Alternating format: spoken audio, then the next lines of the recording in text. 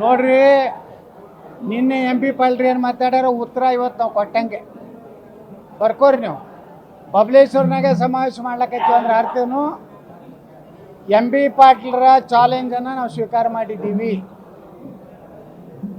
ಅದರ ನಮ್ಮ 10 ಪಟ್ಟು ಕೂಡಿಸ್ತೀನಿ ಅಂದಾರ. ಇವತ್ತು ನಾವು ಸನಾತನ ಧರ್ಮದ ರಕ್ಷಣೆಗಾಗಿ ವೀರಶೈವರು ಲಿಂಗಾಯತರು ಒಂದೇ ಅನ್ನೋಂಥ ಸಂದೇಶ ಸಾರಲಿಕ್ಕೆ ಬಬಲೇಶ್ವರದಲ್ಲೇ ನಮ್ಮ ಏನು ಈಗಾಗಲೇ ಅದರ ಬಸವಾದಿ ಪ್ರಮಥರ ಹಿಂದೂ ಸಮಾವೇಶವನ್ನು ಪ್ರಾರಂಭ ಮಾಡ್ತೀವಿ. ಎಲ್ಲ ತಾಲೂಕಿನಲ್ಲಿ ಆಯಾ ವೀರಶೈವ ಲಿಂಗಾಯತರಿರ್ಬೋದು, ಹಿಂದೂಗಳಿರ್ಬೋದು, ಅವ್ರು ಮಾಡ್ತಾರೆ. ಕೊನೆಗೆ ಸಮಾರೋಪ ನಾವು ದಾವಣಗೆರೆಯಲ್ಲಿ ವಿರಾಟ ಹಿಂದೂ ಮಹಾಸಮಾವೇಶ ಮಾಡೋದ್ರ ಮೂಲಕ ಕರ್ನಾಟಕ ಸರ್ಕಾರಕ್ಕೆ ಒಂದು ಎಚ್ಚರಿಕೆ ಕೊಡ್ತೀವಿ.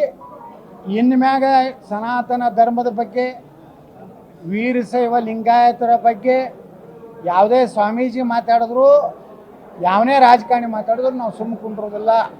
ಅದೇ ಭಾಷೆಯಲ್ಲಿ, ಅದೇ ದಾಟಿಯಲ್ಲಿ ನಾವು ಉತ್ತರ ಕೊಡ್ತೀವಿ. ಆ ಬಸವಣ್ಣನವರ ವಿಚಾರ ಇಟ್ಕೊಂಡು ಬಳಿ ಹಾಕೋಬೇಡ್ರಿ, ಮಾಂಸ ತಿನ್ನಿರಿ, ದಾರು ಕುಡೀರಿ, ಹಂಗಾದ್ರೆ ಆಮೆಲ್ಲ ಮಠಾಧೀಶರಿಗೆ ನಾನು ಒಂದು ಮಾತು ಹೇಳ್ತೀನಿ. ಬಸವಣ್ಣವರು ಯಾವುದೇ ಸ್ವಾಮಿಗಳಿಗೆ ಕಾಲು ಮುಗಿಬಾರ್ದು, ಪಾದ ಪೂಜೆ ಮಾಡಬಾರ್ದು ಅಂತ ಹೇಳ್ಯಾರ.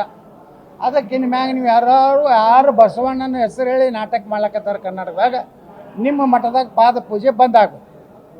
ನೀವು ನಿಜವಾದ ಬಸವ ಅಭಿಮಾನಿಗಳಿದ್ರಿ. ಇಲ್ಲ ನಾಟಕ ಕಂಪ್ನಿ ಇತ್ತು ಅಂದ್ರೆ ನಾವು ಎಲ್ಲರಿಗೂ ನಾವು ಹೇಳ್ತೀವಿ, ಇನ್ನು ಮ್ಯಾಗ ಬಸವಣ್ಣನ ಹೆಸರು ಹೇಳ್ಕೊಂಡು ಸಮಾಜ ಒಡೆಯವರು ಪಾದ ಪೂಜೆಗೆ ಅನರ್ಹರು.